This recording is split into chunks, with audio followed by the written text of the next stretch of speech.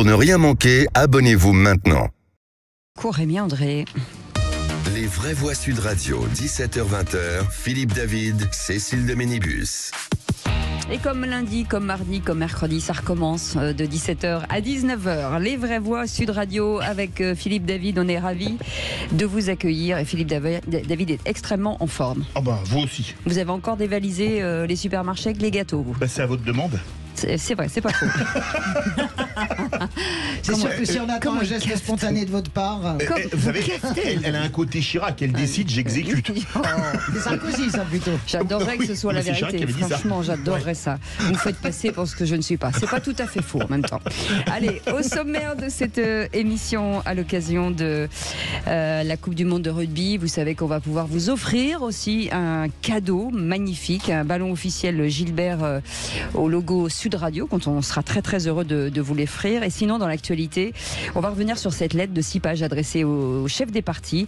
Emmanuel Macron a dévoilé son compte-rendu des rencontres de Saint-Denis. Parmi les sujets, la fin du non-cumul des mandats, la proportionnelle aux législatives et la modification du mandat présidentiel, Philippe. Oui, Cécile, qu'est-ce que vous en pensez? D'habitude, vous avez un sondage pour le grand débat et ce coup-ci, vous en avez 4 pour le prix d'un, puisque je viens de voter pour certains, j'ai pas eu le temps de finir.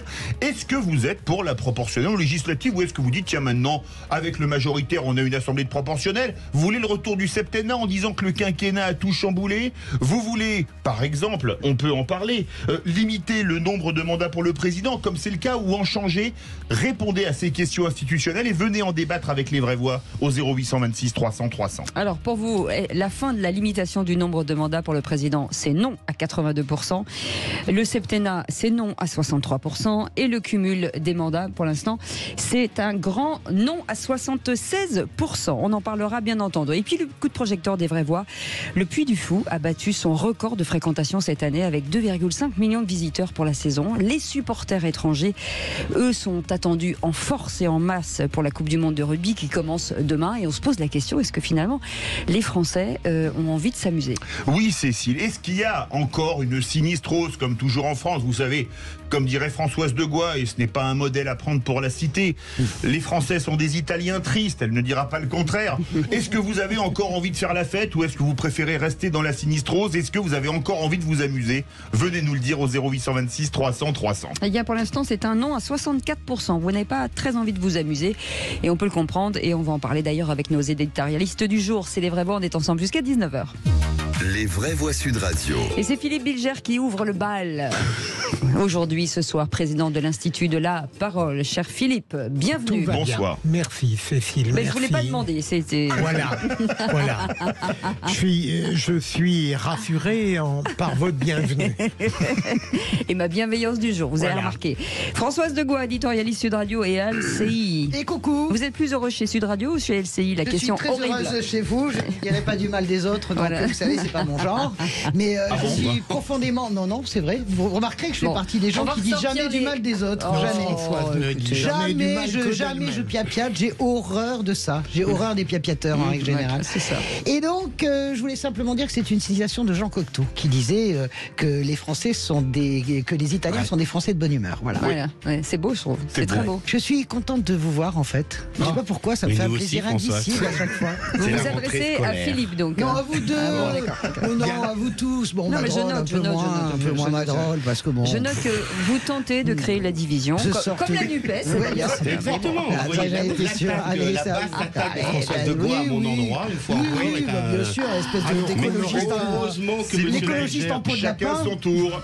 Et Christophe Madrol, conseiller régional sud de l'Union des centristes et écologistes, qui nous vient tout droit de Marseille. Ça va? Ça va. Je suis très heureux de vous retrouver. Nous aussi. En pleine forme, et même Françoise de Gois, que je suis super heureuse de vous retrouver. Mais dites-moi, Christophe Madrol, ça a dû vous coûter un pognon en point soleil avec la couleur que vous avez sur le visage.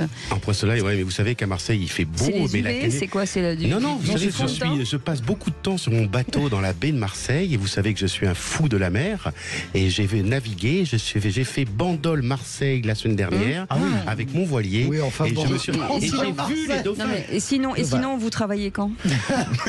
Non, ça va. Renaud n'écoute pas. Renaud Muselier n'écoute pas ce que dit Cécile de Minibus. En même temps, Renaud Muselier. Madrone, vous coupez les gens pour vous faire battre. Je passe beaucoup de temps sur mon bateau. Et alors, tu parles d'un exploit. Alors, franchement, Bandol, Marseille, en le bateau. président Masselier m'a confié la mission mer. Donc c'est normal que même la pas question le nom de la mer me rappelle. Je sais pas s'il a bu à midi. Oh là là. On sait bien ce qu'il a bu. Les amis, dans un instant, Tony de Biganos sera avec nous de Gironde. En attendant, vous nous laissez des messages sur notre répondeur. On vous en remercie. Écoutez celui-ci. Bonjour, Sud Radio, c'est Hakim de Beaujour. Je ne sais pas si vous allez parler de cette espèce d'abruti là, qui a foncé dans un bonhomme, qui l'a tué d'ailleurs, et qui a abandonné sa bagnole très intelligemment. À tous ces abrutis là, qui font n'importe quoi sur les routes, si au moins, ne serait-ce qu'une petite microseconde, après avoir fui et laissé quelqu'un par terre, faites une petite place à un petit once d'intelligence et mesurez les conséquences de ce que vous faites. Mais franchement les gars, et les filles, en voiture, vous n'êtes pas seuls. Vous n'êtes pas seul, vous êtes peut-être seul dans votre véhicule, mais pas sur la route. Alors arrêtez les conneries, ça suffit. Allez, bonne soirée à tous. Eh ben voilà, c'est réglé. Ah oui, c'est. J'adore ce répondeur de Sud Radio. Mais en même temps, pardon, il a raison. Il a raison. Mais en même temps, s'ils mesuraient les conséquences de ce qu'ils font, j'espère qu'ils éradiqueraient les causes. Oui. Et donc, précisément, ces gens-là ne pensent pas après à ce qu'ils n'auraient pas dû faire. Françoise de Gois. Je ne sais pas dans quel état on est, ça ne m'est jamais arrivé, j'espère que ça ne m'arrivera jamais. Je ne sais pas dans quel état psychologique on se trouve quand on renverse quelqu'un. En fait, je ne sais pas si la fuite n'est pas finalement une réaction de panique, de désarroi. Je n'en sais rien. Je ne trouve pas. Celui qui a tué ça fait un mois. Non, mais je ne trouve pas de circonstances. J'essaie de me mettre à la place. On n'a pas beaucoup de temps. 0826 333 300 et c'est Tony qui était avec nous, qui nous appelle de Gironde. Bonsoir Tony. Bonsoir Tony. Bonsoir tout le monde. Oh là là, ça sent la tristesse. Ça n'a pas l'air d'être la forme. Non, je suis énervé. On vous écoute, déjà, c'est pas le sujet, mais je suis dans les bouchons, donc je suis énervé. Et alors que ce soit Bordeaux, Paris ou toutes les grandes villes, c'est là. Bon, je dirais pas le mot. C'est ça. Voilà. Écoutez, moi non, je suis énervé parce que se loger, c'est une galère en France. Alors, bien sûr, on va encore dire qu'on râle et tout. Non, mais alors, on est français, on parle de la France, on regarde pas ailleurs. Bon, mais moi, je trouve que c'est compliqué de se loger. Non seulement en location, mais encore plus pour devenir proprio, quoi. Ah bah oui. Et donc, vous êtes quoi? Vous êtes propriétaire ou locataire? Jamais de la vie, je suis locataire, bien sûr, c'est impossible. Bon, moi, je suis père célibataire avec 2 enfants. Et je dis pas à charge, je dis en responsabilité, parce que c'est pas des charges pour moi.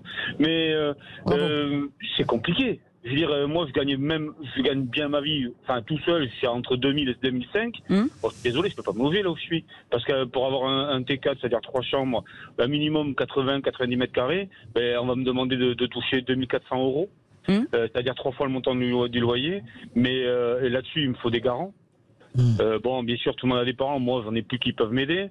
Je veux dire, il faut avoir au pire un peu d'argent. Oui, c'est vrai. Puis, je veux dire, quand on rentre le premier mois, il faut quand même pouvoir verser le mois de caution, le premier loyer et les frais d'avance.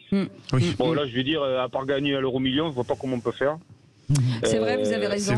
Une petite réaction de Christophe Madrol qui n'a pas complètement ce que vous dites. Il m'est arrivé il y a quelques années de me retrouver comme vous père célibataire. J'ai galéré, j'ai dû prendre un T1 avec mes 2 gamins. Mes 2 filles dormaient dans une chambre et moi dans le salon. Impossible de se loger.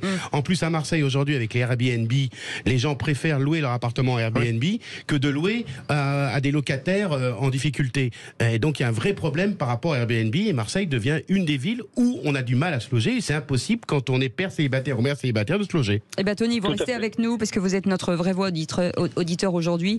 Vous allez nous accompagner jusqu'à 19h et on vous en remercie. 0826 300 300, vos réactions au standard avec Aude. Dans un instant, les réquisitoires du procureur. Philippe, c'est quoi? J'ai peur pour Bellamy. Exactement, et Félix Mathieu fera son retour avec les 3 mots dans l'actu. On vous souhaite la bienvenue et merci de nous écouter. Les vraies voix Sud Radio, 17h-20h, Philippe David, Cécile de Minibus. Chers amis, merci d'être avec nous aujourd'hui. Vous avez demandé de l'intelligence. On n'en a pas aujourd'hui, je suis désolée de vous dire. On est en rupture de stock, je suis désolée. Voilà, il y avait Philippe Bilger. À foison. Oui, mais ils ne sont pas chez nous aujourd'hui. Je ne sais pas ce qui se passe. C'est agréable, c'est vachement sympa. Vous avez les remugles, les rebuts du journalisme sont autour de cette table. Je te remercie. Je vous remercie au nom de Minibus, c'est un bonheur. Non, vraiment. mais oui. Philippe Bilger est avec nous, Françoise Dedoise et Christophe Madran, conseiller régional Sud. Il a mal, regardez. Mazerolle est en état de choc. Rebut, c'est moins grave que détritus. Est-ce qu'on a des bons rebuts? On va pas y arriver, chers amis, dans quelques instants, les 3 mots dans l'actu avec Félix Mathieu. Et vos 3 mots, Félix, sont harcèlement, crèche et ristourne. Et en attendant, c'est le réquisitoire intelligent du procureur. Les vraies voix Sud Radio, le réquisitoire du procureur, Philippe Bilger. Et monsieur le procureur, qui pour diriger la liste LR aux européennes? On sait déjà que ce sont 2 jeunes, Jordan Bardella et Marion Maréchal, qui dirigeront les listes de Reconquête et du RN. Et vous avez peur que François-Xavier Bellamy soit un peu trop tendre par rapport à eux? Oui, parce que qu'on les aime ou pas, le fait que Marion Maréchal va diriger la liste Reconquête et Jordan Bardella, la liste du Rassemblement national, ce sont entre guillemets 2 tueurs, 2 personnalités très talentueuses, l'une et l'autre, et les LR n'ont pas encore choisi définitivement Xavier Bellamy, que j'appréciais énormément, précisément parce que, au fond, il lui manque d'être un politique dans son intégralité.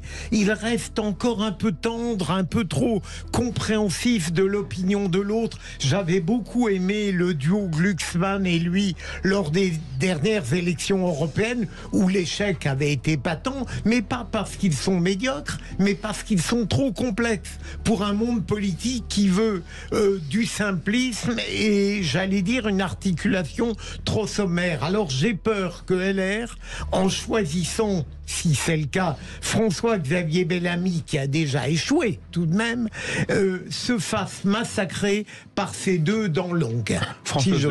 Moi, je pense que vous devriez vous réjouir, parce qu'il y a toujours quelque chose, ça n'engage que moi, qui est assez savoureux. Il y a toujours de bonnes nouvelles, c'est-à-dire que on moque en permanence la gauche, mais c'est savoureux de voir à quel point l'extrême droite ne peut pas se mettre d'accord. D'ailleurs, elle ne se met jamais d'accord dans les instances européennes, et nous échappons à chaque fois, c'est mon point de vue, j'assume, à la catastrophe annoncée.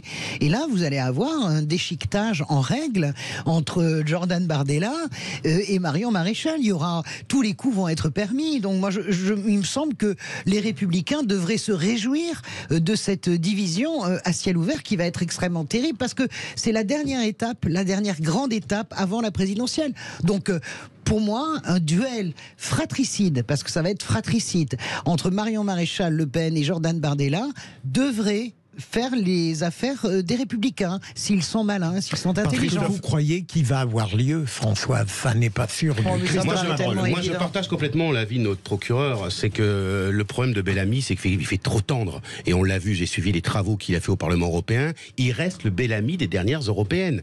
J'aurais préféré que vous preniez LR, c'est pas mon problème, Dieu m'en garde, mais une candidature qui soit plus chevronnée. La candidature de Michel Barnier incarne quelque chose, même si Michel Barnier, c'est pas la première jeunesse, il a été quand même un commissaire européen respectable et respecté. J'étais au Parlement européen à l'époque quand Michel Barnier portait des sujets sur l'environnement. Et la gauche l'appréciait beaucoup. Et la gauche l'a apprécié. Oui. Et le problème, c'est que ce qui va jouer aux européennes, c'est la recomposition pré-présidentielle. Si, et là je suis pas forcément d'accord avec toi, François, sur le fait, on va additionner les voix de Marion Maréchal Le Pen et de Bardella, et je pense que ces 2 listes seront majoritaires en nombre de voix en France le soir des européennes. Et c'est là le risque donc oui, si LR doit choisir une candidature, qu'ils prennent quelqu'un de chevronné, quelqu'un qui soit un exemple pour la droite, parce que j'ai toujours dit, je préfère une droite forte et une gauche forte que les extrêmes qui pourrissent la vie politique. Qui a dit qu'il n'y avait pas d'intelligence dans ce studio?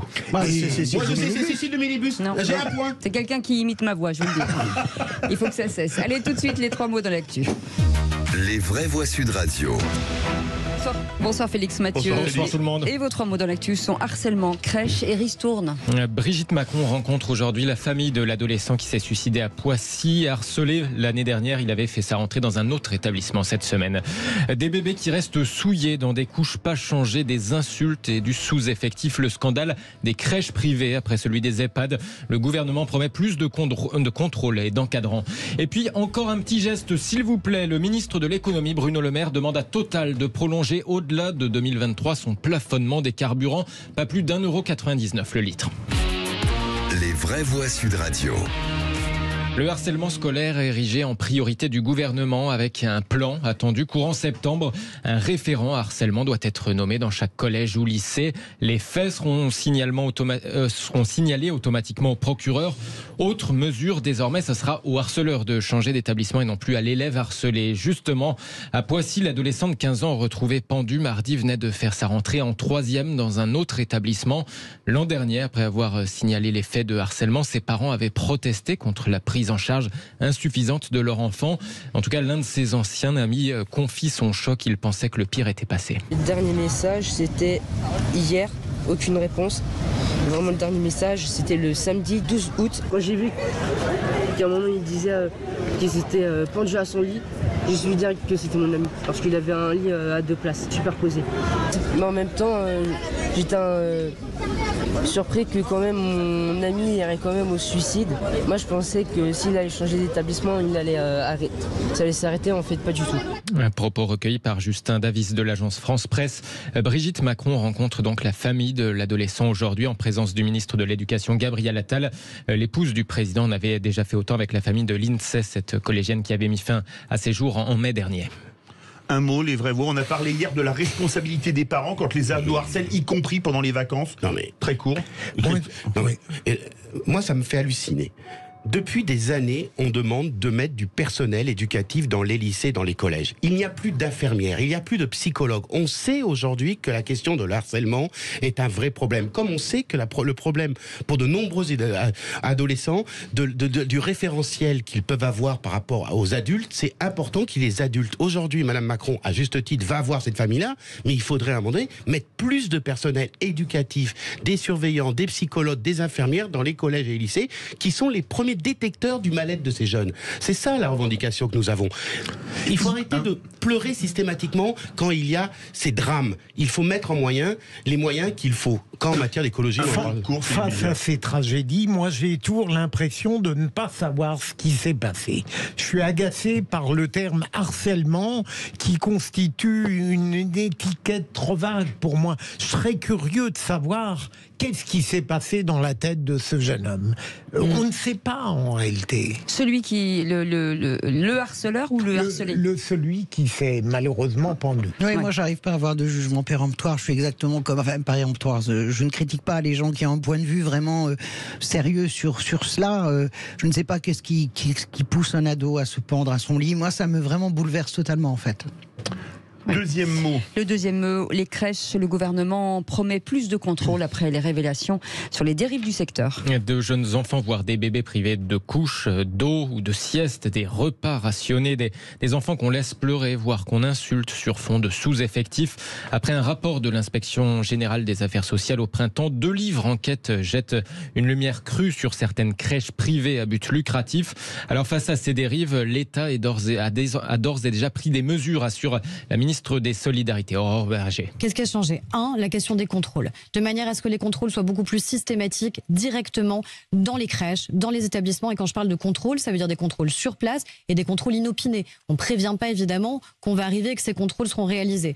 Ce qui va changer, c'est un système d'alerte beaucoup plus systématique, encore une fois, pour que les parents puissent alerter, pour que les professionnels elles-mêmes puissent alerter. Ce qui va changer, c'est aussi la loi. Parce qu'en vérité, on n'avait pas le droit, l'État n'avait pas le droit d'aller contrôler les grands groupes privés. En gros, j'avais pas le droit d'aller au siège des grands groupes privés pour dire maintenant je veux tous les documents, je veux les contrats de travail. On va changer la loi si les parlementaires en décident dès le mois de septembre sur ce sujet-là.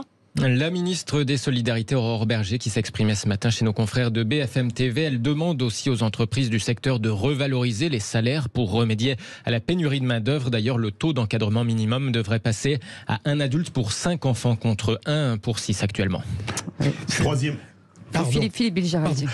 On en a un peu parlé hier. Moi, je suis exaspéré par l'obsession française du contrôle qui se substitue à la qualité de l'action.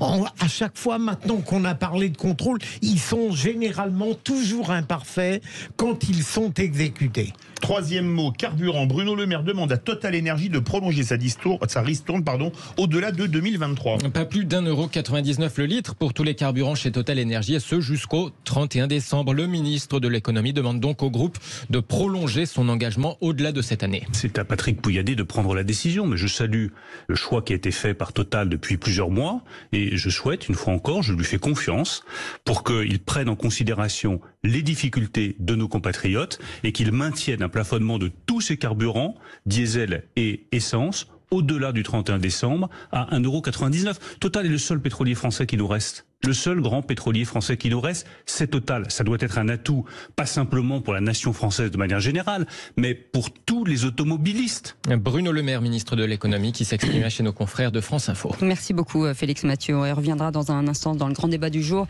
avec ce courrier adressé au chef de parti. Emmanuel Macron a développé des sujets à traiter comme le retour du cumul des mandats, la proportionnelle législative ou la modification du mandat présidentiel. Alors qu'est-ce que ça veut dire cette modification du mandat présidentiel ? On en parlera avec Philippe Bilger, avec Françoise Degois et avec Christophe Madrol. Et vous, au 0826 300 300, on vous attend au standard. À tout de suite. Intermarché.com. Les vraies voix Sud Radio, 17h-20h, Philippe David, Cécile de Ménibus. Bienvenue sur cette plateforme, comme on dit, de débat, d'opinion, mais c'est ça, voilà, plateforme de débat et d'opinion, puisque vous pouvez aussi communiquer et débattre sur notre page Facebook, sur notre page YouTube, chaîne YouTube, sur Twitter, voilà, c'est vraiment ça ce qui nous intéresse. En tout cas, parlons vrai, c'est Sud Radio, avec Philippe Bilger, aujourd'hui président de l'Institut de la Parole, Françoise Degois, éditorialiste Sud Radio LCI, et Christophe Madrol, conseiller régional Sud de l'Union des centristes et écologistes. Ça va l'écologie, Christophe ? L'écologie, très moyen, quand on voit, on va en parler tout à l'heure, mais la lettre du président de la République qui nous met en dernière strophe la question de la transition écologique, je m'interroge réellement de la volonté du gouvernement. Eh bien, c'est pas tout à l'heure, c'est maintenant. Le grand débat. Les vraies voix Sud Radio, le grand débat du jour. Les 5 années, utilisons-les de la première seconde jusqu'à la dernière pour faire. Je pense que sur le non-cumul des mandats, nous sommes allés beaucoup trop loin. Et quand on parle de référendum sur le cumul des mandats, eh bien là, les bras m'en tombent. Alors, on réduit à 2 le mandat des présidents, et puis on se dit, non, finalement, on peut pas lui régler son compte à la fin du 2e mandat. Alors, commençons à travailler à la première seconde jusqu'à la dernière, parce qu'au pouvoir, on s'enferme. Il faut qu'il y ait un terme, et la démocratie, c'est mettre un terme à toutes les bonnes choses. Et donc dans ce courrier de 6 pages adressé au chef de parti Emmanuel Macron, a dévoilé son compte-rendu des rencontres de Saint-Denis. Parmi les sujets, le retour du cumul des mandats, la proportionnelle aux législatives et la modification du mandat présidentiel. Philippe. Oui, Cécile, on pourrait parler d'inventaire à l'après-vert, mais ce sont des sujets qui peuvent profondément changer la politique française. Tiens, la proportionnelle, est-ce que vous y seriez favorable ? On en a eu une seule fois sous la Ve République et encore pour 2 ans. Est-ce que vous souhaiteriez par exemple revenir au septennat ? Est-ce que pour vous, l'échec, c'est un échec, le fait d'avoir interdit le cumul des mandats pour certains élus ? On attend vos avis au 0826 300 300. Donc avec cette question, souhaitez-vous d'abord la fin de la limitation du nombre de mandats pour les présidents ? Vous dites non à 80%. Le retour du septennat, vous dites non à 65%. Et le cumul des mandats à 77%, eh ben c'est non aussi. Et la proportionnelle législative, Philippe ? Oui, à 86%. Voilà, vous voulez nous en parler, 0826 300 300. Sur toutes ces propositions, Philippe Bilger, on sent que la vie, les institutions, on sent que les choses évoluent.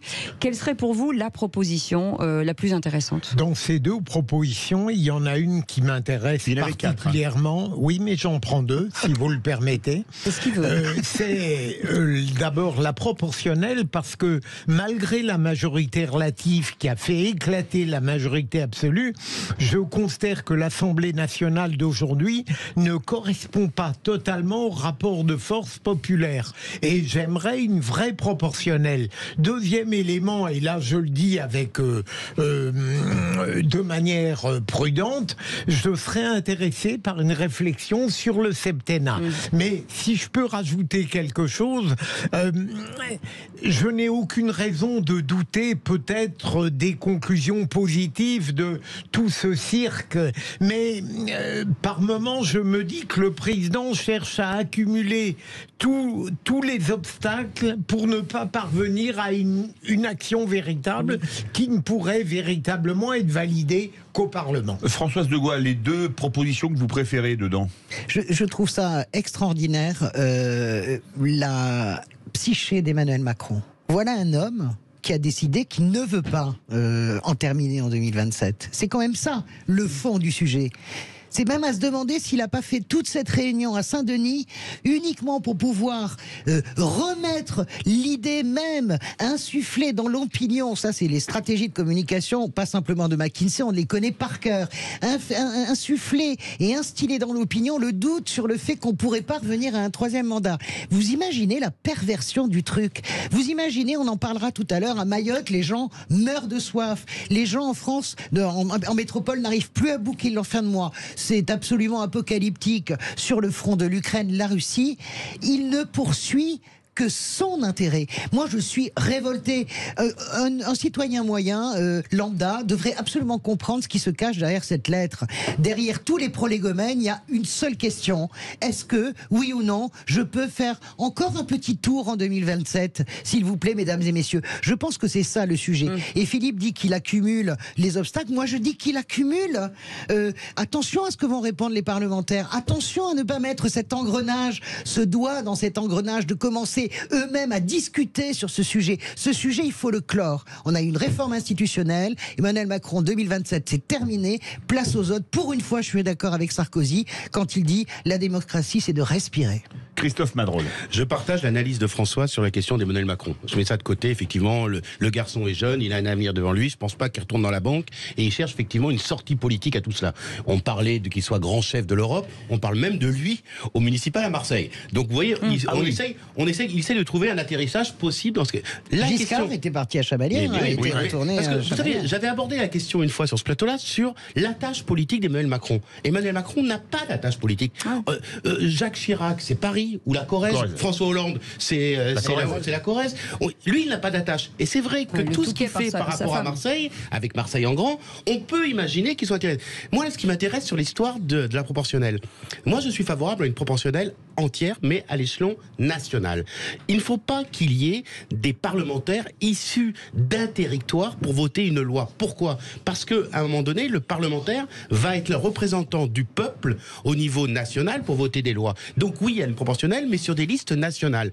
Sur le cumul des mandats, pour être élu local, moi, je continue à dire que je suis contre le cumul des mandats. Bravo. Quand tu es parlementaire au niveau national, tu votes les lois. Quand tu es maire, conseiller régional, président, on s'occupe du territoire. Ensuite, c'est la fonction des partis politiques. Puisque les partis politiques n'existent plus. Il n'y a plus de réflexion dans les partis politiques. Quand je suis pas d'accord avec vous, Christophe. Françoise.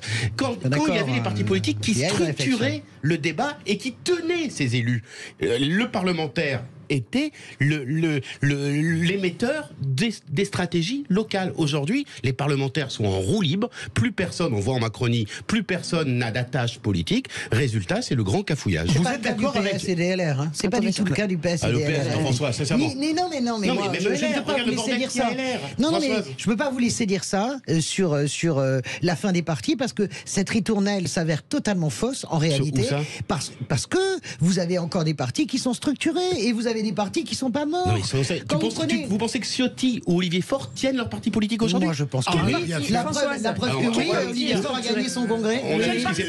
Ciotti pourrait le tenir mieux. La France Insoumise est un parti et tu as une plateforme où tout le monde travaille. Ça produit des idées, qu'on soit d'accord ou pas, ça produit des idées. Le Parti Socialiste, le cercle d'études recommence à fonctionner parce que même s'il y a moins de militants, ça produit des idées parce que ce sont des partis où il y a énormément carrément, en tout cas pour le PS, d'élus locaux. Idem pour les Républicains. Il faut arrêter de regarder juste la surface des choses. C'est parti, les vieilles maisons ont tenu et les vieilles maisons ne sont pas mortes. Vous êtes d'accord avec Françoise Degois? Pour vous, le Parti Socialiste a encore des idées? Venez nous le dire au 0826 300 300.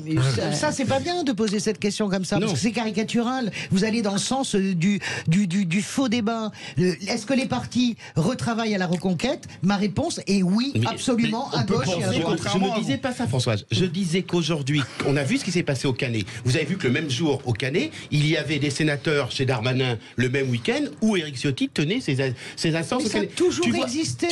Vous avez vu, je partage, mais vous voyez bien qu'Olivier Faure, au niveau des parlementaires, on a vu le cafouillage qu'il y a eu sur le Congrès national qui a eu à lieu à Marseille. Donc, la vérité, c'est qu'il l'a gagné. Sur le retour du cumul des mandats, est-ce que vous êtes favorable ou pas, Philippe? Moi, j'allais dire oui, parce que vous parliez d'ancrage territorial. À l'époque, j'avais été convaincu par une argumentation de Philippe Juvin.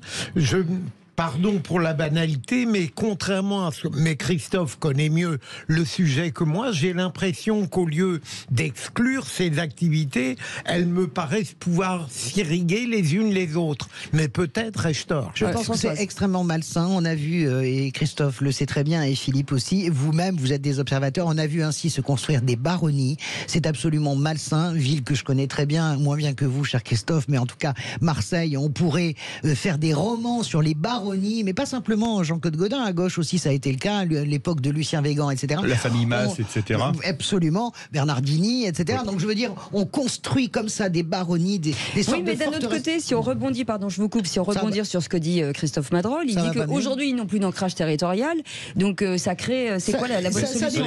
J'ai dit que moi j'étais favorable, je disais que les parlementaires, donc les députés, devaient être élus à la proportionnelle sur une liste nationale pour défendre un projet politique et voter des lois.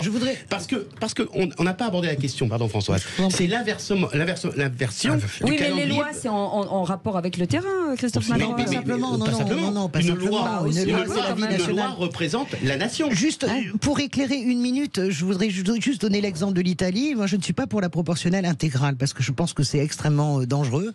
C'est pas que c'est dangereux, c'est qu'au fond c'est pas très réel. Je suis pour la proportionnelle partielle, c'est-à-dire qu'en Italie, et on peut dire que c'est complexe, mais en même temps on arrive toujours à équilibrer, à faire des coalitions. Vous avez un certain nombre de territoires sur lesquels il y a la proportionnelle et d'autres territoires sur lesquels ça n'est pas une élection proportionnelle. C'est peut-être un peu plus compliqué à compter, mais en réalité on arrive quand même à des dosages qui sont plus subtils et plus signifiants. Allez, on passe au standard. Direction le 0826 300 300. Tony, quel est votre avis là-dessus? Vous êtes pour le retour du septennat? Oui, mais unique. Donc ça rejoint un peu le problème que dit Macron, c'est qu'on doit pouvoir être élu tant que le peuple veut de vous, non? Que ce soit pour 7 ans ou pour 5 ans. Oui, mais sauf que bon, je veux dire, il y aura toujours 27% qui voteront pour lui, donc bon, 27 pour moi, ça fait pas la majorité, bye bye Macron. Non, moi ce que je dis, c'est un septennat, je pense qu'on a largement le temps d'imposer sa politique, si on est élu pour ça. Hein, donc, et je pense qu'en 7 ans, on peut se rendre compte si oui ou non, même avant, si on n'y arrive pas. Parce que ça rejoint aussi la proportionnelle. Ce qui se passe dans la proportionnelle, c'est qu'il peut y avoir des blocages. Par exemple, là, on a eu l'exemple, il y avait des blocages, il y a eu 49-3. Mais si vraiment il y avait une grosse proportionnelle, et que les partis dits LFI, admettons, et RN arrivent à s'entendre pour renverser le gouvernement, parce que je vous rappelle quand même que l'opposition est majoritaire à l'Assemblée. Et on n'a pas réussi à les faire tomber, parce qu'ils ne sont pas capables de se mettre d'accord, où les LR et un peu le PS se mangent dans la main du centre, donc on n'arrive toujours pas à les faire tomber, vous voyez. Et ça, c'est un gros souci. Donc, excusez-moi Tony, mais le PS a toujours voté toutes les motions de censure comme un seul homme, il n'y a pas de... il n'a pas voté celle du RN. Mais il a voté, par exemple, il est vrai, je veux dire que, pour moi, les Républicains ont raté le coche de l'histoire. Hein. En ne renversant pas le gouvernement, c'est une erreur fondamentale. Ils ont cherché confort. Ils ont mangé dans la main du pouvoir, point. Et ils sauvent leur place, parce que si demain on refaisait des législatives, les LR, ils seront plus 60, ils seront 40, ils seront 30. On sait pas. Ça, c'est sûr et certain. Le paradoxe, c'est que la protection du pouvoir, c'est la contradiction des oppositions. il est difficile, elles ne s'acceptent pas l'une l'autre. Ceci dit, je voulais juste dire, j'écoute ce que dit Tony, c'était quand même la meilleure proposition de Alain Juppé dans la primaire, à l'époque de l'UMP, c'était ce septennat unique. Ça permet de mettre le chef de l'État dans un conditionnement déjà psychique, qui est que je ne commence pas mon quinquennat en pensant déjà à ma réélection. Je travaille comme un fou dans mon bleu de travail pendant 7 ans. Entre les deux, j'ai des législatives. Je ne suis pas un grand manipulateur de tout. Je ne fais pas danser les marionnettes politiques à l'Assemblée. Je trouve ça, c'est super. Allez, on retourne au standard 0826 300 300. Johan qui nous appelle de Marseille. Ça fait plaisir à Christophe Madrol. Bonsoir. Bonsoir, Evrevois. Bonsoir, Johan. Comment ça va? Bien, merci. Quel temps il fait à la maison? Là, il fait 31 degrés et le ciel est bleu. Voilà. Eh bien, tant mieux. Tant mieux pour vous, parce que nous, il fait très très chaud. Johan, vous vouliez réagir sur ce débat? Oui, par rapport au retour du septennat, pardon. Oui. Moi, j'y suis plutôt favorable. Pas forcément unique, peut-être en deux temps. Sur deux mandats, pardon. Et pourquoi? Alors, parce que je rejoins les propos qu'avait donné Nicolas Sarkozy pour dire qu'à un moment donné, il faut que ça s'arrête. Je suis plutôt assez d'accord avec ça. Et pourquoi 2 fois? Parce que je trouve que depuis qu'on est passé sous forme de quinquennat, et on le voit encore plus aujourd'hui, on se rend compte que 5 ans, c'est relativement court pour pouvoir mettre en place des réformes structurantes. Et le problème qui se pose, c'est que, et là on le voit actuellement, c'est que maintenant on est à 4 ans à peu près de la présidentielle. De la présidentielle. 3 ans et demi même. 3 ans et demi, et on commence déjà à faire la promotion de chacun pour savoir qui sera candidat ou pas à la prochaine présidentielle. Ouais. Mais vrai sujet. Un peu comme le système un peu américain, vous savez, ils ont encore moins, ils ont 4 ans, et on se rend compte que la première année, c'est le temps de la mise en place. Ils sont 1 an effectifs, et après les 2 ans qui suivent, c'est que de la... Ils sont encore mais ça marche pas si mal. Non, mais ça marche pas. Objectivement, ça. Vous dites, c'est assez paradoxal, cher ami, ce que vous dites, parce que vous dites, je suis d'accord avec Nicolas Sarkozy, parce qu'à un moment donné, il faut que ça s'arrête, et vous voulez nous coller 14 ans au lieu de 10 ans. C'est long. Même, j'aimais beaucoup Mitterrand, mais heureusement qu'il y avait des cohabitations entre les deux, parce que alors 14 ans de vieux. Mais oui, mais alors, ok, mais je rejoins aussi le fait que c'est aussi la volonté du peuple. C'est-à-dire que, si à un moment donné, quelqu'un, au bout de 7 ans, il n'a pas fait le job, on le dégage. Et si il fait le job, mais qu'à un moment donné, ça ne va pas, il y aura... Mais faut-il encore que les gens votent? Oui, il faut que les gens... La démocratie ne peut fonctionner qu'à partir du moment où il y a du vote. Eh ben c'est ça. Vote quand même. Et puis un septennat sur 2 qui, en général, est plus reposant que l'autre. C'est ça. Mais puis, non, mais quand même, il ne faut pas exagérer, ça vote à la présidentielle, les amis, quand même. Merci beaucoup, Johan, pour votre témoignage et embrasser les Marseillais pour nous. Vous restez avec nous dans un instant. C'est votre jeu, c'est le quiz de l'actu, le qui c'est qui l'a dit, le qui c'est qui l'a tweeté, enfin, tout ce qui se dit en politique aujourd'hui. Allez, à tout octobre, voir conditions sur conforama.fr. Les vraies voix Sud Radio, 17h-20h, Philippe David, Cécile de Ménibus. Chers amis, le pic, c'est cette séquence, c'est le pic, c'est le pic des vraies voix. Oui, c'est là que tout arrive, c'est là que nous apprenons des choses sur la personnalité de Philippe Bilger, sur la personnalité de Françoise Degois. C'est là où certains tombent dans l'hubris. C'est ça. Oui, sur la personnalité de Christophe Madrol, qui ont l'air bien élevés, gentils, intelligents, et tout à coup, des monstres naissent. Des monstres apparaissent. C'est terrible. Et ben c'est le quiz de l'actu. C'est parti. Les vraies voix Sud Radio, le quiz de l'actu. Et c'est Johan de Marseille qui est avec nous. Johan, est-ce que vous avez bien révisé? Moi, j'ai rien révisé encore. Ah bah ouais. Pas trop, mais bon, on va allez. Donc c'est vous qui répondez en premier. Écoutez bien, Christophe Madrol. Oui. Et si vous donnez la bonne réponse, c'est gagné. Si vous donnez la mauvaise réponse, c'est les vraies voix qui emboîtent le pas.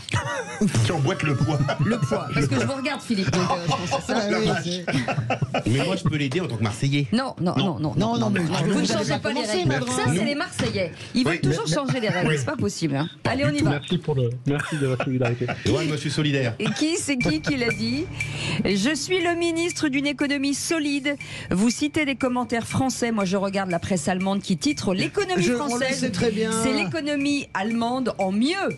Johan. Oh, Bruno Le Maire. Voilà, bonne réponse. Franchement, non mais sérieusement, vous n'avez pas honte de faire des questions aussi faciles? Non, c'était pour la mise en bouche. Voilà, et c'est ça, pour faire gagner Johan. Voilà. Premier trait de caractère. Premier trait de caractère, la mauvaise foi et la Deuxième question, qui c'est qui l'a dit? Le problème essentiel, c'est le niveau scolaire des enfants. Je préfère qu'ils apprennent l'ABCD avant le LGBT. C'est très juste. Qui a dit ça? Alors, Johan. Alors ça sera pas du Attal. C'est pas un ministre. Allez, vous êtes pas un ministre. C'est pas un ministre. Ça sera une partie de l'opposition. Oui. Petite opposition. Oui. Petite du Zemmour dans le texte. Bonne réponse, Éric Zemmour. Qu'est-ce qu'on est bon à Marseille. On l'avait. Le problème, c'est qu'on est obligé de laisser répondre les auditeurs. On est mauvais à Paris. Vous êtes incollable. Non, mais Johan, là, vous êtes incollable. C'est vous qui êtes incollable. On peut pas parler. On est muselé. On est muselé dans cette émission. C'est vrai. J'aime bien ça. C'est bien. Qui c'est qui l'a dit au sujet du RN, jugé plus crédible et moins dangereux que la France insoumise? Ce n'est pas nous qui leur avons demandé de tout casser, de se rouler par terre, de tout conflictualiser et de ne jamais être dans le rassemblement. On sait bien. C'est facile. Ça c'est du RN. Marine Le Pen? Non. C'est Bardella? Non. Ah bah c'est Marion Maréchal? Non. Ah bah c'est Giacomelli? Non. C'est Chenu. Non, c'est François qui l'a dit en premier. Non, j'ai l'impression que c'est ma fille. Quand elle triche à chaque fois, elle donne tous les noms. Mais non, c'est moi. Non, on a le droit à 2 noms, on n'a pas le droit à 50 noms. Vous avez raison. Philippe Bilger, s'il vous plaît. J'ai dit Chenu en premier, je suis désolé. Philippe Bilger. Non, c'est Philippe Bilger qui l'a dit en premier. François, mais très si. Mais elle est. On vous dit dans le casque que c'est Philippe Bilger. Vous avez une connivence avec Question Philippe suivante. Qui c'est qui l'a dit? Si Bastien Chalureau est condamné en appel, il est préférable qu'il ne joue plus avec la France. Je sais. Johan, on vous écoute. Vite. Johan, on a Macron. Bonne réponse. Françoise Levoix. Mais on était d'accord. On était d'accord sur Chenu aussi. Non, pas partager. On était d'accord sur Chenu aussi. Quand je vous dis qu'ils sont fous, ces gens. Allez. On est à combien là? 2 pour Johan, 1 pour Philippe, 1 pour vous. Qui c'est qui l'a dit? Bien sûr, Zemmour est de droite républicaine. Johan? Sarkozy. Oui. Bravo. Johan, il est très bon. Il est bon. Quoi de Marseille, il est bon. Il est excellent. Et c'est vrai que tous les Marseillais sont pas comme ça. Je suis bien contente parce que vous êtes en train de les ridiculiser. C'est vrai, moi aussi. Non, mais j'adore. Qui c'est qui l'a dit? Quand vous avez une entreprise qui fait un don de 10 millions d'euros, on préfère l'engueuler plutôt que de la remercier. Ah, je sais. Je l'ai vu passer ça. Oui, je sais. Un nom, vite. C'est pas un politique. Oui, bonne réponse, Aurore Berger. Il est trop fort, ce Johan. Il est vachement fort. Attends, il est avec son portable, c'est pas possible. Je vous promets que non. Non, mais écoutez pas François de Goy. Non, je l'adore. Sur les dysfonctionnements dans les crèches privées, il y a un sujet d'attractivité. Pourquoi dans un pays comme le nôtre, prendre soin des autres est aussi peu valorisé socialement et financièrement? Vite, Johan. Allez, je sais pas. Aurore Berger encore? Non. Bardella? Non. Vite. Olivier Véran. Bonne réponse de Christophe Madrol qui ne dit pas Fanny. J'attribue mon point à Johan. Voilà. Écrasante à Johan. Vous êtes de quel quartier, Johan? Et Johan, on vous offre généreusement, ça nous fait plaisir, à l'occasion de cette Coupe du Monde du rugby, Sud Radio vous offre un ballon officiel Gilbert avec le logo Sud Radio en plus de cette victoire. Bravo, Johan, et vous pourrez dire à dimanche pendant le déjeuner, j'ai gagné contre Françoise de Goy, j'ai gagné contre Philippe Bilger, j'ai gagné grâce et contre Christophe Madrol. Et là, vous serez le héros du week-end. Et comme vous êtes Marseillais, vous pourrez dire à jamais le premier. Allez, merci. C'est bien qu'ils reconnaissent qu'on est les meilleurs. Allez, pour répondre à Christophe Madrol, je suis à l'Estac. Il est d'où? Il est à l'Estac. Quand vous voulez, vous m'appelez et puis on se fait l'apéro, on se fait le ricard. Allez, dans un instant les amis, on revient, on fait une petite pause et puis ce sera le top clic de Félix Mathieu. À tout de suite. Les vraies voix Sud Radio, 17h-20h, Philippe David, Cécile de Ménibus. C'est le retour des vraies voix avec Philippe Bilger, avec Françoise Degois, avec Christophe Madrol qui nous vient tout de suite, il y a quelques instants, du Sud, il y a quelques heures plutôt, parce qu'il n'est pas venu à pied non plus. Conseiller régional Sud de l'Union des centristes et écologistes. Et bien vous aussi au 0800 26 300 300, vous voulez débattre, on vous attend au standard bien entendu. Vous pouvez commenter aussi sur notre chaîne YouTube, sur Facebook, sur Twitter, on est un petit peu partout, sur TikTok, sur Instagram. On est largement couvert, c'est la plateforme d'opinion et d'échange. Ça s'appelle Sud Radio et vous êtes les bienvenus. Allez tout de suite, le Top Click, c'est Félix Mathieu. Les vraies voix Sud Radio, c'est le Top Click. Et Félix Mathieu, l'image du jour, c'est l'entartrage à Bruxelles du patron de Ryanair. Bienvenue en Belgique, lui lance des militantes écologistes en jetant de la crème au visage de Michael O'Leary qui se trouve alors en pleine rue à 2 pas de la Commission européenne. Comme une bestiole. Stop the pollution of the fucking place. Arrêtez de polluer avec vos fucking avions, ajoutent ces activistes. Quant au PDG de Ryanair, il a voulu faire bonne figure, se montrer fair play en quelque sorte. Well done. Bien joué, lance-t-il aux militantes qui viennent de l'Antarctique. Puis pour faire contre mauvaise fortune bon cœur, il a voulu le prendre sur le ton de l'humour devant les journalistes présents sur place. I love cream cakes. They're my favorite. Okay, so j'aime les gâteaux à la crème, ce sont mes préférés. Je n'ai jamais eu un accueil aussi chaleureux, ajoute-t-il ensuite. Malheureusement, c'était des écologistes et la crème était artificielle. J'invite les passagers à venir en Irlande où la crème est meilleure. Voilà ce que lance le patron de Ryanair. Quant à la compagnie low cost, elle a voulu transformer quelque part cette séquence en publicité via une série de tweets ironiques où elle repartage la photo de son PDG entarté. Les passagers sont tellement satisfaits qu'ils fêtent l'événement avec des gâteaux ou encore peut-on lire nos tarifs sont tellement bas qu'au lieu d'acheter des tartes à la crème, j'aurais pu acheter un vol depuis la Belgique pour le même prix. Bon, avec tout ça, on en oublierait presque la raison pour laquelle le patron de Ryanair se trouvait à Bruxelles, à cause, figurez-vous, d'une grève de ces pilotes belges qui réclament une hausse des salaires et davantage de repos. Et puis on en vient à ces propos d'Emmanuel Macron dans l'équipe à propos des athlètes russes et des Jeux Olympiques. Oui, le quotidien sportif interroge le chef de l'État sur l'éventuelle présence d'athlètes russes lors des JO de l'année prochaine en France. Présence à titre individuel, on a déjà vu par le passé à plusieurs reprises des athlètes concourir sous bannière neutre lorsque leur pays était sanctionné. Réponse donc d'Emmanuel Macron sur ce sujet. Je souhaite que ça soit une décision en conscience du monde olympique. Ce n'est pas à l'État hôte de décider ce que le CIO doit faire.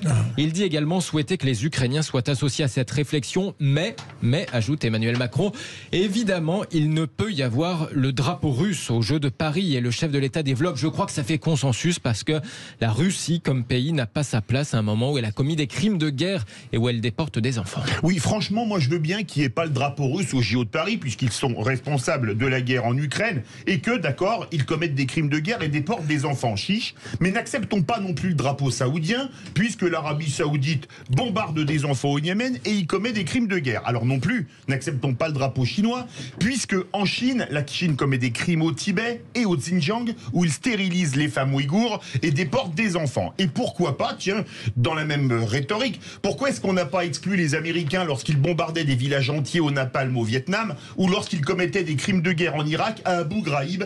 Alors on en finit quand avec les indignations à géométrie variable, Françoise Degois? Je suis d'accord absolument avec vous. Je rajouterai l'Iran qui lapide et met en prison, décapite les jeunes manifestants. Vous savez, la liste des salopards est longue et je pense que cette hypocrisie générale de l'Occident, nous allons la payer très cher. Nous commençons déjà à la payer. Quand vous voyez, comment dirais-je, les BRICS qui s'unissent, tous ces pays... BRICS plus, il y a d'autres pays qui arrivent. C'est ce que je dis. Donc le Brésil, la Russie, l'Inde, la Chine et l'Afrique du Sud qui sont en train de créer un mouvement pour en terminer avec la suprématie occidentale.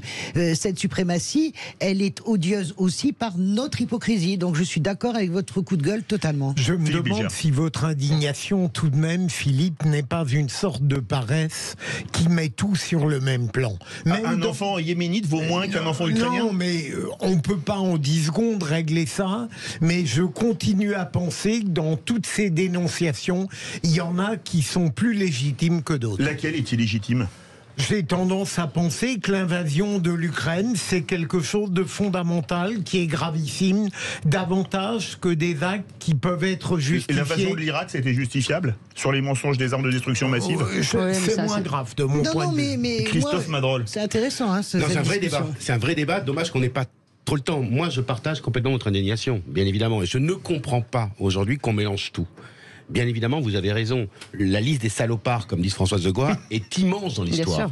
Et on n'a pas, nous non plus, à faire fi de ce qu'a fait la France dans certains pays. Mais il faudrait une émission entière. Ah oui. Et en discutant avec Philippe Bilger, il y a des indignations différentes. Il y a des choses qui se passent aussi en France aujourd'hui qui m'indignent. Et il y a eu un pamphlet extraordinaire sur l'indignation. Indignez-vous. Ça a été vendu par des milliers d'exemplaires. Après le Covid, on a dit que le monde allait être différent. Bon voilà. Donc c'est une émission entière sur laquelle on devrait discuter de ça. Ah bon, en tout cas, vous restez avec nous dans quelques instants. On fera un tour sur l'actu des vraies voix. Philippe Bilger, avec vous, on va parler de quoi ? On va parler, pardon ma chère Cécile, d'une députée LFI. Ah oui, pardon, Rachel Keke n'est pas irréprochable. Ah ouais. Françoise de Gaulle, on parle de quoi avec vous ? Merci. Mayotte est en train de mourir de soif, c'est l'enfer au paradis et tout le monde s'en fout en fait. Christophe Madrol. On va parler d'écologie, la fameuse lettre d'Emmanuel Macron qui nous met la question de la planification écologique. On passe un peu à sortir des mots et passons aux actes. Eh ben ça promet, vous restez avec nous, on revient dans un instant, on fait une petite pause. Les vraies voix Sud Radio, c'est jusqu'à 19h. Ikea.fr. Les vraies voix Sud Radio, 17h-20h, Philippe David, Cécile de Ménibus. Vous vous demandez, chers amis, qui sont nos vraies voix aujourd'hui ? Eh ben, on va vous le dire. Philippe Bilger est avec nous, président de l'Institut de la Parole, Françoise de Gaulle, éditorialiste Sud Radio et LCI, et Christophe Madrol, conseiller régional Sud de l'Union des centristes et écologistes. Et vous, bien entendu, au 0826 300 300, on en profite pour saluer Aude, qui nous fait une sélection d'excellents auditeurs aujourd'hui. Franchement, ils sont super. On a des auditeurs. Entre Johan et notre ami Tony. Assez formidable. En général, on a de très bons auditeurs. On est ravis de les accueillir sur notre antenne. Je ne sais plus ce que je voulais dire, mais pourtant c'était très important. Donc je vais passer au tour de table de l'actu. Viens à table avec nous. Ça c'est pas vrai con comme t'es, demande ton avis. Quand on veut conjurer le diable, on l'invite à sa table. Moi je veux du féroce actualité. C'est récente cette table avec vous. Pardon ? Ah non, c'est intelligent. Bon, mon tour maintenant. Le tour de table. De l'actualité. C'est marrant, j'ai l'impression que ce jingle est pour moi aujourd'hui. Enfin, Philippe Bilger, la députée LFI bénéficie encore d'un logement social. On parle de Rachel Keke. Alors, j'ai hésité à parler de cet épisode que je ne surestime pas, objectivement. Rachel Keke va faire un tour de France dans les quartiers populaires. Je trouve que là, c'est tout à fait valable et elle sera à même de vérifier l'état de ces quartiers et le sentiment qu'il faut avoir à leur sujet. Et lorsque j'ai voulu parler de cela, le fait qu'elle occupe un logement social depuis 1 an, alors qu'elle touche au moins 7 900 € par mois, j'ai eu un moment de légère timidité, parce que j'ai pensé à sa vie avant qu'elle devienne députée, et j'ai craint que ce soit un petit peu désagréable d'évoquer cela chez une femme qui n'a pas connu une vie véritablement formidable avant d'être députée. Et pourtant, parlons vrai, je parle de cela, je n'exagère pas, elle n'est pas irréprochable, mais c'est pas dramatique. Françoise de Gaulle. Moi, d'abord, je me méfie avec les histoires de logements sociaux, parce que je vois à quel point l'enquête supposée sur Carlos Bilongo, autre député de la France Insoumise, me semble faire tout à fait pchit. En réalité, je ne parle même pas du scandale du Point avec Raquel Garrido et Alexis Corbière.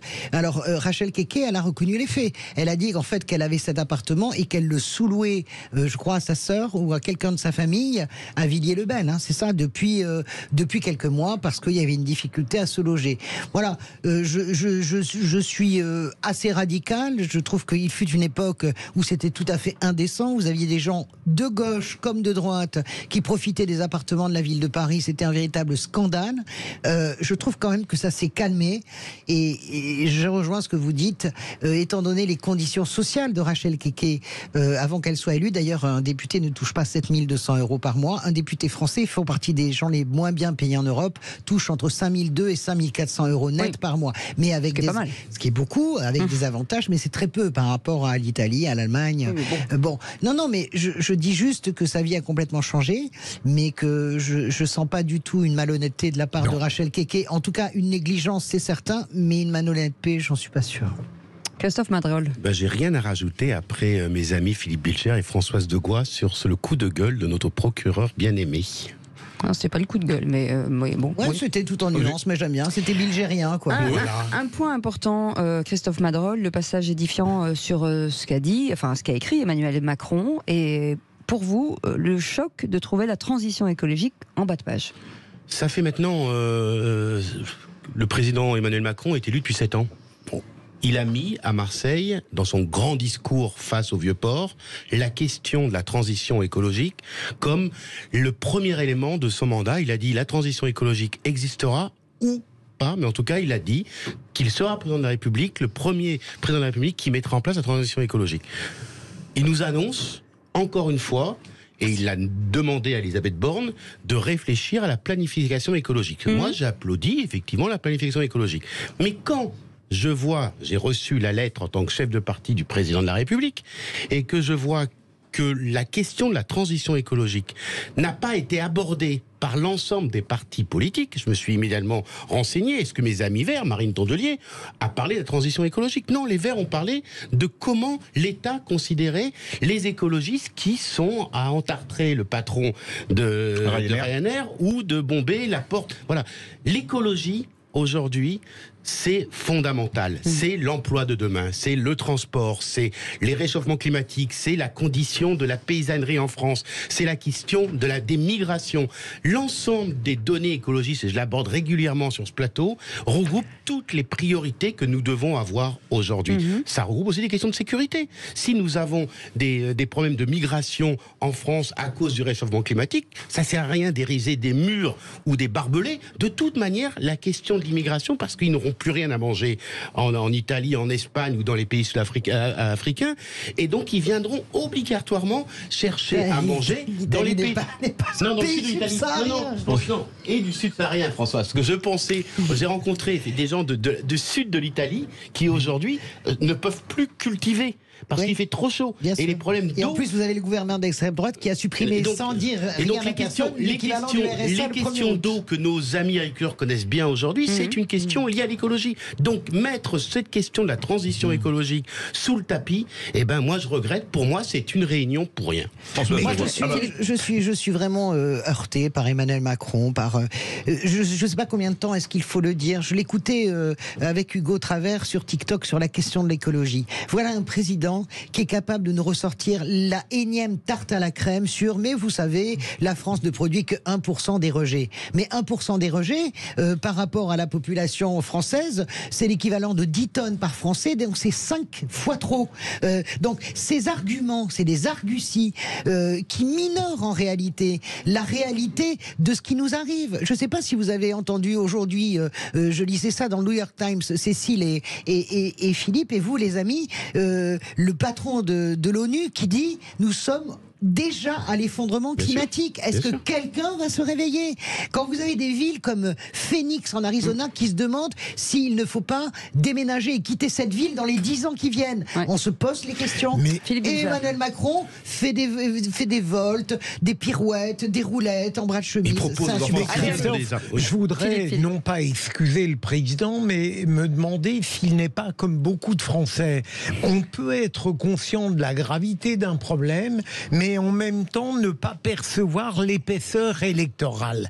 Au fond, est-ce qu'il n'a pas lancé cette adhésion à la transition écologique comme beaucoup de Français qui ne perçoivent pas dans l'immédiateté le danger de tout cela? Philippe, très court.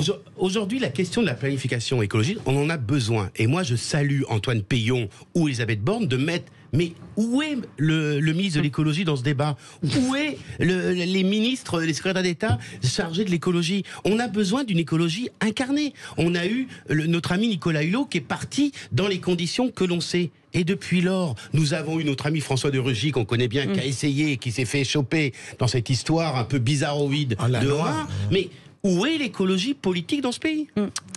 Écoutez, on en reparlera bien entendu de ce sujet.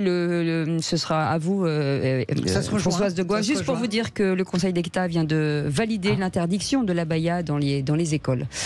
C'est un vrai sujet. Est-ce qu'il deviendrait peu à peu le droit rejoindrait-il le bon sens? Ah bah écoutez, ça j'aime pas cette idée de bon, c'est très mauvais le bon sens. Non, François, c'est sûr que le bon sens, ça vous savez pas ce que c'est. C'est pas ça, c'est une sale expression. Allez, on y va. Parler du droit. On s'en va. Les vraies voix Sud Radio, 17h-20h, Philippe David, Cécile de Ménibus.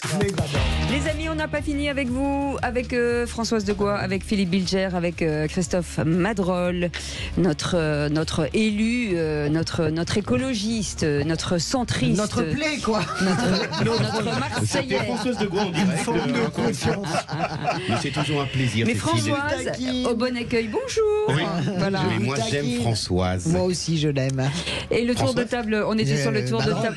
Les amis, on était sur le tour de table de l'actu. Et Françoise, vous vouliez revenir sur un sujet extrêmement important. Mayotte qui mord de soif. Et je vous remercie, je vous ai dit par SMS, je vous remercie d'en parler parce que c'est un silence terrible. Abyssal. Et je sais à quel point ces sujets vous touchent. C'est-à-dire que Mayotte, c'est la France. C'est un département, c'est un drom-tom, puisque maintenant on dit les drom-tom. C'est un département français. Ça fait des années que ce problème dure et perdure et qu'il s'aggrave parce que Mayotte est en train de subir une sécheresse que l'archipel n'a jamais connue. Moi, je connais Mayotte, j'y étais plusieurs fois, pas pour les vacances, mais quand vous faites de la politique, vous allez à Mayotte. Et donc, c'est le paradis, mais c'est l'enfer. C'est-à-dire que vous avez des tours d'eau, ce qu'on appelle des tours d'eau, ça fait des années que ça dure. Vous avez de l'eau 2 jours sur 3. Vous avez de l'eau le 3e jour. Vous avez même des tours d'eau de 36 heures sur l'espace d'une semaine. Vous avez des problèmes de retenue collinaire et évidemment, les grandes entreprises de l'eau, je ne citerai pas leur nom. Qu'est-ce qu'on appelle une retenue collinaire? Les retenues collinaires, c'est des sortes de bassines qu'on fait sur les collines, mais le problème, c'est que ça s'évapore beaucoup trop, que Mayotte, évidemment, est en prise directe avec le réchauffement climatique, comme les Maldives d'ailleurs. Là, Mayotte, c'est dans l'océan Indien, et vous avez des gens qui souffrent, vous avez en plus de ça un tiers des enfants qui ne sont pas scolarisés. J'entends déjà sur les réseaux sociaux, ouais, tout ça, c'est à cause des migrants, ça n'a rien à voir avec la question des migrants. C'est un problème récurrent, c'est un problème permanent. Vous avez des entreprises qui sont venues ici, les grandes entreprises de l'eau, qui, comment dirais-je, ne respectent pas le contrat qu'ils ont passé avec l'État, c'est-à-dire de dessaler tant de milliers de litres, et ils ne le font pas, ils continuent à toucher des primes. Voilà, nous ne bougeons pas. À part avoir envoyé la CRS 8, Gérald Darmanin, quand il y a du grabuge à Mayotte, et c'est normal qu'on remette de l'ordre, que faites-vous pour Mayotte? Il s'est engagé, Gérald Darmanin, quand il y est allé, je vais très vite, à ce que l'eau potable soit vendue au prix coûtant. Évidemment, ça n'est pas le cas. Vous savez combien vous payez un pack d'eau aujourd'hui, à l'heure où on se parle à Mayotte? Non. 7,50 € pour 6 bouteilles. C'est inacceptable avec des gens qui vivent pour la plupart en dessous du seuil de pauvreté. Christophe Madrol court, Philippe Bilger court. Pardon. Mais je partage, j'étais à Mayotte au mois d'avril dernier parce que j'étais sur les questions européennes et je partage complètement ce que tu dis, François. C'est pas une question des migrants. C'est vrai qu'il y a un problème de 250 000 migrants parce qu'il y a 250 000 Mahorais qui sont sur place, mais c'est pas ça la question. C'est qu'aujourd'hui, il n'y a pas, c'est un territoire français, il n'y a pas les mêmes droits que la France pourrait avoir dans les pays. Il faut savoir que Mayotte, c'est à 1 heure de la Réunion. Et la Réunion se développe normalement. Aujourd'hui, il faut amener les moyens à Mayotte, il faut revoir l'ensemble de la stratégie nationale à Mayotte pour que nos cousins, nos frères mahorais puissent vivre dignement avec des écoles de qualité, avec un réseau d'eau. Et un réseau d'eau pour commencer. Imaginez si c'était dans la Creuse ou dans la Meurthe. J'ai vu un reportage sur TF1 il y a 2-3 jours. C'était effrayant. Et vous me le confirmez là. Il y avait un professeur qui faisait des réserves. Sinon, il n'avait pas d'eau durant 3 jours. Les élèves vont à mi-temps à l'école. Moi, j'ai vu ça. Bien sûr, vous avez des turnovers. Et le jeune mahorais est tellement gentil, c'est les profs qui me le disaient. Il n'y a pas de problème de comportement en classe. Mais ils ont des classes de 60 élèves. 60 élèves. Et ils font cours dehors. Ils dédoublent les écoles. J'ai vu le recteur qui était... C'est de la folie. C'est la folie. Un tiers des enfants ne sont pas scolarisés. Ils font des écoles. C'est les associations qui prennent le relais. Donc moi, je veux bien que ces territoires, on aille les visiter. À chaque fois qu'il y a des élections, ce sont les plus grands, les plus beaux. Il faut vraiment arrêter de considérer les Drom et les Tom comme des citoyens de seconde zone. Merci beaucoup, Françoise Degois. Vous restez avec avec nous dans quelques instants. On va revenir sur une note un peu plus légère. Le Puy du Fou, par exemple, meilleur parc du monde 2 fois, a battu son record de fréquentation cette année avec un peu plus de 2,5 millions de visiteurs pour la saison. Demain, J-1, enfin en tout cas jour J pour cette Coupe du Monde, on accueille des supporters étrangers en masse et on se pose cette question sur les parcs d'attractions, sur le rugby. Est-ce que les Français ont encore envie de s'amuser? On va en parler avec Nicolas Devilliers qui est avec nous, président du Puy du Fou. Bonsoir, merci d'être avec nous. Bonsoir. La question que j'ai envie de vous poser, c'est est-ce que les Français ont besoin de rêver? Oui, je crois qu'ils ont besoin de rêver, clairement. Je pense que les Français ont besoin de s'échapper d'un quotidien qui est parfois difficile. Et donc, je pense que le Puy du Fou peut leur donner une perspective heureuse. On en parle dans quelques instants. À tout de suite. Les vraies voix Sud Radio, 17h-20h. Philippe David, Cécile de Ménibus. C'est magnifique pour les Sud Radio. On a envie parfois de vous faire rêver. Vous allez rêver à partir de demain, forcément, puisque c'est l'ouverture. Oh là là, non, croise les doigts, croisez tous les doigts. Jusqu'au match, toute la journée. On va au moins, avec des étoiles, avec ça crée quelque chose, une espèce d'émulation nationale, et on adore ça. Et on voulait revenir sur ce parc magnifique, ça s'appelle le Puy du Fou, qui a battu un record de fréquentation cette année. Et son grand patron est avec nous. Allez, on y va. Le coup de projecteur. Les vraies voix Sud Radio. Le coup de projecteur des vraies voix. C'est ici que je la vis. Pour la première fois. L'étoile au prénom de Braise. Silence sur le plateau. Moteur. Et action. Cette bande-annonce du mime et de l'étoile, c'est magnifique. Le Puy du Fou, meilleur parc du monde, a battu donc son record de fréquentation cette année avec plus de 2,5 millions de visiteurs pour la saison. Nicolas Devilliers, merci. Bonsoir, merci d'être avec nous. Vous êtes président du Puy du Fou. Avant de revenir avec vous pour que vous nous expliquiez, quelle image, Philippe, vous avez du Puy du Fou et de ces parcs? Une image extrêmement positive. Évidemment, je n'aime pas seulement les films qui ont été produits par le Puy du Fou, que j'ai adoré, mais le Puy du Fou dépasse, si vous le permettez, Cécile, Philippe, l'interrogation formulée par Sud Radio. Ça n'est pas uniquement une affaire de plaisir, de distraction. Moi, je perçois le Puy du Fou comme une sorte d'incarnation miraculeuse de quelque chose qui rehausse, redresse la France et qui peut-être compense un petit peu ce dolorisme présidentiel que je trouve un peu compulsif. Je l'aime. Moi, j'aime Philippe Vigère. J'adore comment Philippe Vigère est incapable de faire de l'idéologie avec le Puy du Fou. Je sais bien que tout le monde fait de l'idéologie avec du Puy du Fou. Alors, c'est la gauchiste qui vous le dit. Je n'y vois aucune idéologie dans le Puy du Fou. Je trouve que c'est la beauté de l'histoire de France. J'aime bien les chouans. Après, on pourrait en discuter pendant des heures, mais le tempérament trempé des chouans, je trouve que moi, l'image qui me vient, j'y étais une seule fois au Puy du Fou il y a très longtemps, quand même, c'est la famille. Voilà, c'est la beauté de la mise en scène. Alors j'imagine que ça a progressé encore plus et c'est extrêmement familial. C'est quelque chose qu'on peut partager. De là à voir la grandeur de la France perdue et qu'on ne rêve que de voir revenir avec l'ensemble des candidats à la présidentielle qui se précipiteraient au Puy du Fou, Éric Zemmour en tête sur la grandeur de la France. Non, c'est pas mon truc. Mais je sais bien que vous essayez d'imposer ça. Mais je pense que c'est pas le truc de Nicolas. La vérité. Christophe Moi, je ne rentrerai pas non plus dans les questions politiques parce que c'est sûr qu'on pourrait débattre pendant des jours de savoir qu'est-ce que on sait où on serait à peu près. On voit la table serait partagée. Par contre, moi j'aime, d'abord je suis très bête, j'adore les parcs d'attractions et j'adore quand je vois le Puy du Fou, j'en rêve. Et j'en parlais avec mes enfants l'autre jour parce que nous on a Hockey Choral dans le sud, vous savez c'est un peu petit Hockey Choral, mais c'est très bien Hockey Choral. Et le Puy du Fou, si vous voulez m'inviter, c'est avec grand plaisir que je viendrai au Puy du Fou. Je ne dis rien. Mais c'est de la corruption, c'est de la corruption. Moi je suis d'accord. Je veux dire. Mais votre enthousiasme collectif me corrompt totalement, donc je vous invite avec joie. Nicolas, en même temps, Nicolas, c'est difficile de ne pas être enthousiaste parce que je n'ai pas. Non, mais c'est comme je disais, il y a 3 choses iconiques en France: Futuroscope, Beauval et le Puy du Fou qu'il faut avoir vu. Je n'ai pas de retour critique en fait sur le Puy du Fou. Je n'ai pas entendu quelqu'un qui sort du Puy du Fou et qui dit.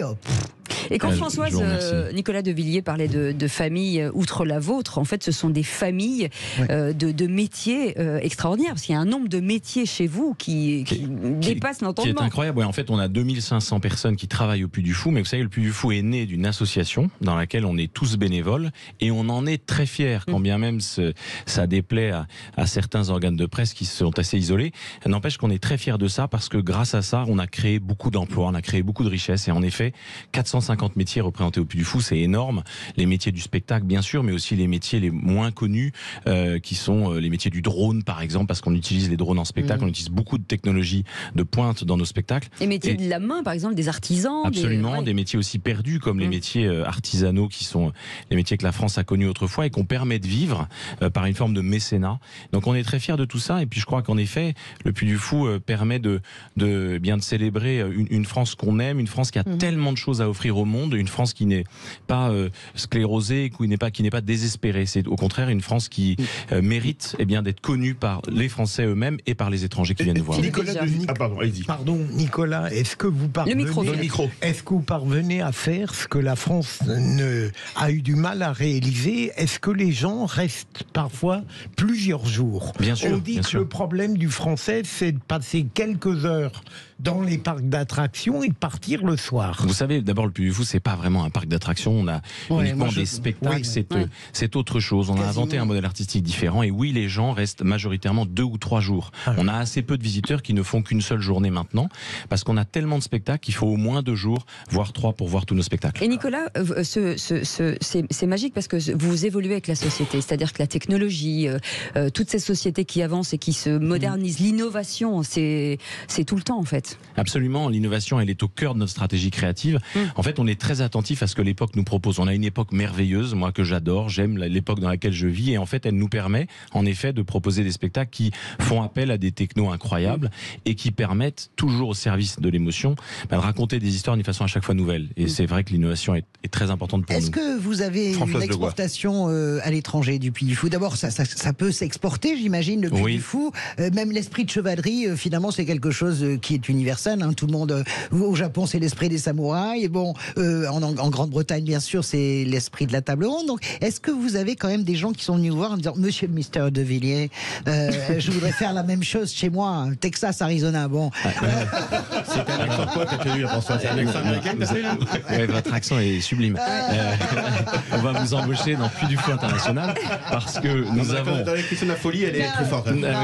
C'est pour ça que François aurait sa place chez nous, parce qu'il faut un grain de folie pour travailler chez nous. Je pense qu'il faut être assez barjot, je pense. Est-ce qu'il y a des gens qui sont venus en disant, Nicolas, est-ce qu'on peut acheter le concept? Absolument. En fait, Puy du Fou s'est exporté parce que plein de gens sont venus nous voir de tous les pays du monde. C'est incroyable. On a une demande par semaine, si ce n'est davantage.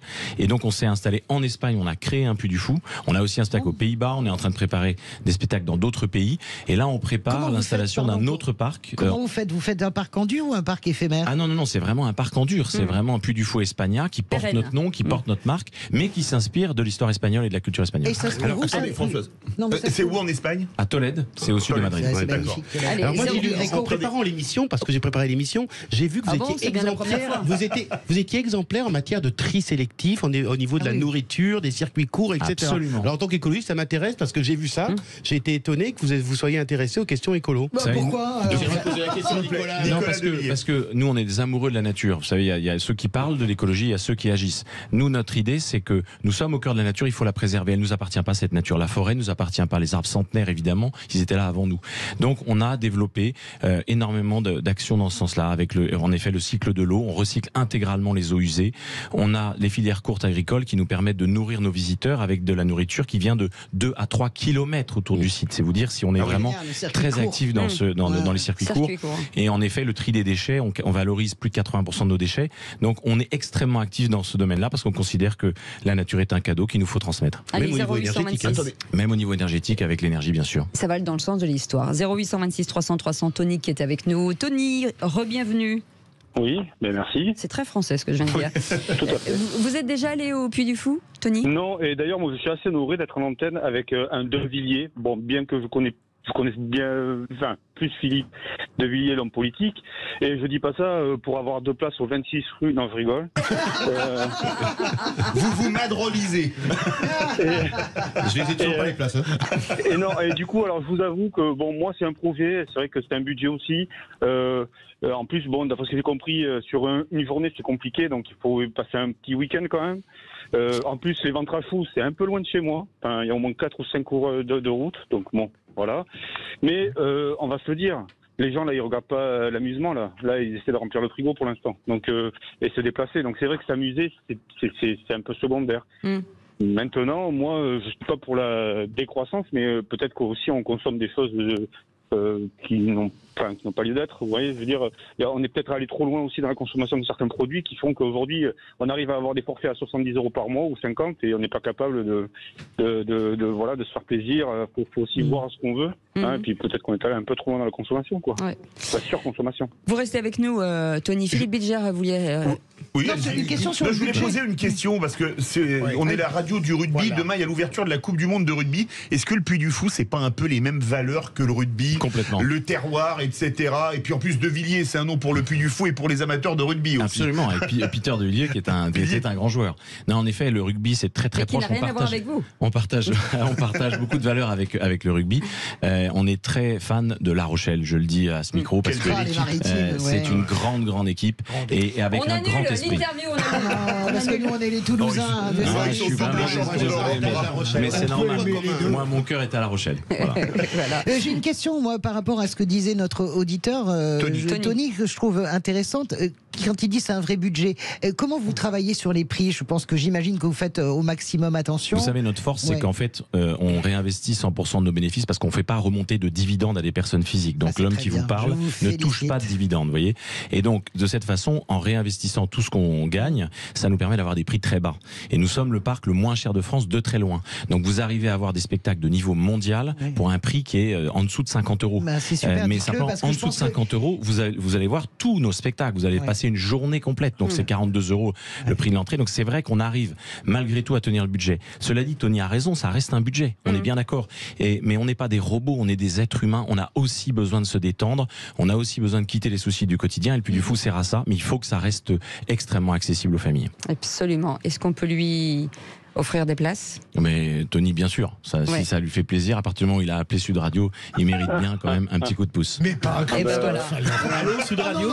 Sud Radio, mais tu montes que vous montez le forfait pour Madrol. Non, c'est pas 42 € pour Madrol. C'est x10. Et donc, ça vous apprendra, Madrol. Et donc, Nicolas De Villiers vous offre vos places, cher Tony. Merci beaucoup.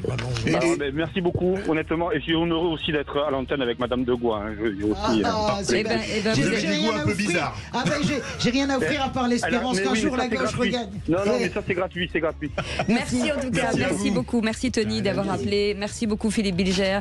Merci beaucoup Françoise de Gois. Merci beaucoup Christophe Madrol et merci beaucoup Nicolas De Villiers d'avoir été avec nous.